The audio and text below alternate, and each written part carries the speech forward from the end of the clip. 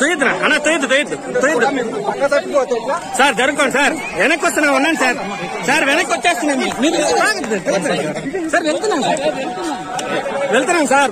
మీరు వచ్చేస్తున్నారు సార్. అయ్యో మీరు వచ్చేస్తున్నారు సార్. సార్ సార్ సార్ వెళ్తున్నాం సార్, వెళ్తున్నాం. మీరు షేక్ చేద్దండి సార్, ప్లీజ్ ప్లీజ్. వెనక్కే సార్, వెనక్కే సార్. పర్లేదు పర్లేదు పర్లేదు వచ్చేసి.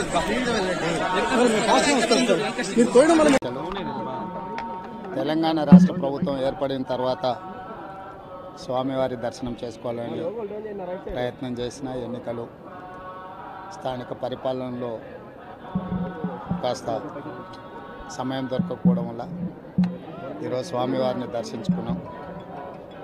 రెండు రాష్ట్రాల సత్సంబంధాలు కొనసాగాలని, రెండు రాష్ట్రాల అభివృద్ధి పదం వైపు నడవాలని, ఆంధ్రప్రదేశ్లో ఏర్పడబోయే ప్రభుత్వము ఆ రాష్ట్ర ముఖ్యమంత్రితో, తెలంగాణ ముఖ్యమంత్రిగా సత్సంబంధాలతో సమస్యలన్నిటిని కూడా పరిష్కరించుకొని కలిసికట్టుగా నడిచి రెండు రాష్ట్రాలు అభివృద్ధి పదం వైపు నడిపించే విధంగా ఒకరికి ఒకరు సహకరించుకొని ముందుకు వెళ్ళాలని ఆకాంక్షించను.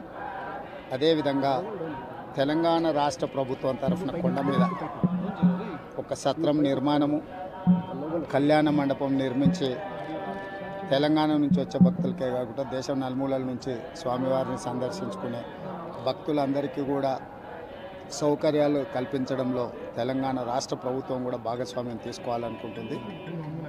ఈ ఫలితాల ప్రక్రియ ముగిసిన తర్వాత తప్పకుండా తెలంగాణ రాష్ట్ర ప్రభుత్వం తరఫున సత్ర నిర్మాణానికి అవకాశం ఉంటే కళ్యాణ మండపం నిర్మించి స్వామివారి సేవ కొనసాగించాలని రాష్ట్ర ప్రభుత్వం భావిస్తుంది. తప్పకుండా తొందరలోనే ఆంధ్రప్రదేశ్ ముఖ్యమంత్రిని కలిసి విజ్ఞప్తి చేసి ఇక్కడ స్వామివారి సేవలో తెలంగాణ రాష్ట్ర ప్రభుత్వం కూడా భాగస్వామ్యం తీసుకోవాలని కోరుకుంటున్నాం. కొండ మీద రాజకీయాలు మాట్లాడకూడదు. తప్పకుండా మంచి వాతావరణం ఉంది, వాతావరణం కూడా అనుకూలించింది. గత సంవత్సరం కరువు వచ్చిన, తాగునీటి సమస్య ఉన్న సమస్యలను అధిగమించి మంచి ఋతుపవనాలు, మంచి కాలం అవుతున్నది.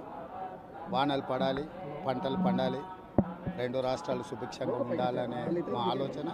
ప్రకృతి కూడా సహకరిస్తుంది. తప్పకుండా పాలకుల మనసులో ఎలాంటి స్వామివారు ఒక ఆలోచన కలిగించి తప్పకుండా ఆ ప్రాంత రైతులకు సహాయం చేసే విధంగా వానలు పడి పంటలు పండుతాయి. మా ప్రభుత్వ కార్యాచరణ కూడా ప్రధానంగా రైతాంగాన్ని ఆదుకొని దేశం యొక్క సంపదను పెంచాలనేది మా ఆలోచన. ఆ విధంగా ముందుకు సాగాలని